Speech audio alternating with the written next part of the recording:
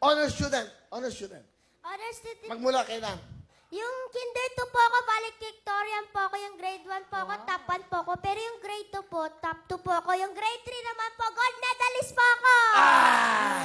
Wow! Ano ang trabaho ng papa? Yung papa ko po, nag-e-encode po. Encode ng? Nag-e-encoder po, nagtatype po siya. Okay. Si mama? Si mama naman po, housewife po siya, nag-aalaga po sa akin. Ilang kayo magkapatid? Wala po akong kapatid, nag-iisa lang po ako. Ay, unika iha. Ano ang dream o anong gusto mo paglaki mo? Gusto ko po maging astronaut. Iba to, iba to. Hindi na natin madinig yan. Bakit mo gusto maging astronaut? Para po makadiscover po ng mga planets, gusto ko po mapunta po sa outer space po. Wow! How many planets do we have? How many planets? 8 po, na wala po yung Pluto kasi wala po siyang atmosphere, wala po siyang human life. Wow! Hello! Grabe, ang Grabe! Hindi kinabutan ako. I wanna ask you, ang sun ba is a planet? Hindi po, star po siya. Wow! Ang galing! Hindi kinabutan ako. Nakakilabot, Win! Ha? Nakakilabot! Grabe. Grabe! Hindi talagang pwedeng pang-astronaut to. Kung sakaling makakakita ka ng isang planeta, anong gusto mong pangalan sa isang planeta? Betelgeuse po. Betelgeuse? Opo, Betelgeuse B. Betelgeuse? Betelgeuse C po. Bakit yun? Metagus daw. Betelgeuse? Metagus daw. Ano ba yun? Nakakabingi naman yung sobrang talino. Betelgeuse po kasi star po siya. Gusto ko po makadiscover po para yung Betelgeuse po, meron po nag-orbit po sa kanya. Wow! Alam mo ba yun? Metagus? Hindi nyo nga alam, mga estudyante yung mga sinasabi ng batang to eh. Ano, hindi nyo alam. Nakakaya kayo. Buti pa to. Bulakbol kasi ng Okay. bulakbol. Alam niyo ba po yung moon po is a chunk of earth? Dati po kasi, few billionaires po yung asteroid po nag-collide sa earth. Wala pa po tayo po noon. Tapos po, bigla pong nag-ano po yung moon. Chunk po siya ng earth or piece po siya. Kaya may nag-orbit na po siya doon. Grabe itong bata. Sobrang talino ni Ganun pala siya. Alam mo, pwede ka ding teacher kasi ang galing mo mag-explain ng mga Correct. facts. Tsaka kung gusto mong pumunta talaga sa Mars, tutulungan kita. Tatawid lang tayo dyan sa Studio 3. Doon yung Mars. May Mars na dyan. O, dyan lang pala. Kay Camille Prats. Tama siya. Talino ko na! Gusto mo talaga maging astronaut? Opo, pero kung hindi po, presidente na lang po. Why not? Mga kababayan, eto po, tandaan nyo ang pangalan yan.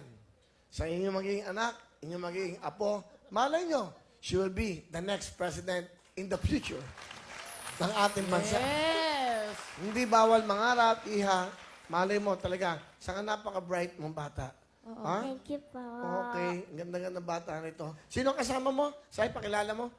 Pinapakilala ko po ang pinakagwapo ang supporting na tatay ko po, si Papa Rome!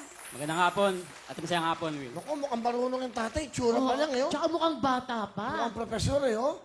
Malagang, Tsura mukhang... lang po yan. Papa Rome, ano gusto mo sabihin sa napakarunong mo, anak?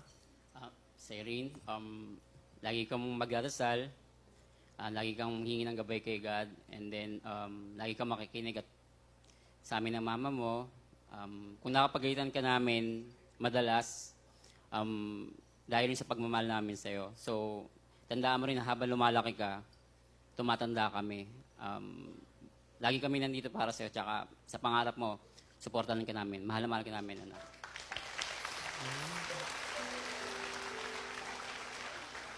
Akin yung medals mo. Akin na. Hawakan ko pa, hindi ka mahirapan. Papa, mahal na mahal kita, Papa, kahit minsan matigas ulo ko. Sorry po sa mga ginawa ko pong kasalanan po sa inyo. Sana po maging malusog po kayo. Kay mama mo, ano gusto mo sabihin kay mama? Ano ba si mama mo? Ay, pala si mama eh. Ayun. Hello, Will. Ay, mama, okay. Sige, ano gusto mo sabihin kay mami? Mama, love ko kayong dalawa ni Papa. Thank you sa pag-aalaga sa akin. Mahal na mahal ko kayo. Sorry din sa mga kasalanan ko po sa inyo. Wala ka namang kasalanan, bata ka pa. Okay lang yun. Magmatigas po ulo ko. Bakit ba matigas ulo mo? Kunyari, paano? Paano? Ba't magiging matigas ulo mo? Kunyari? Hindi po tumatakbo. Tumatakbo lang, matigas na ang ulo. Opo, kasi po pahagdan po yung ano po. Pinaiingatan ka. Opo. So, huwag kang tatakbo sa hagdanan, baka mas uhulog ka. Tama naman yun.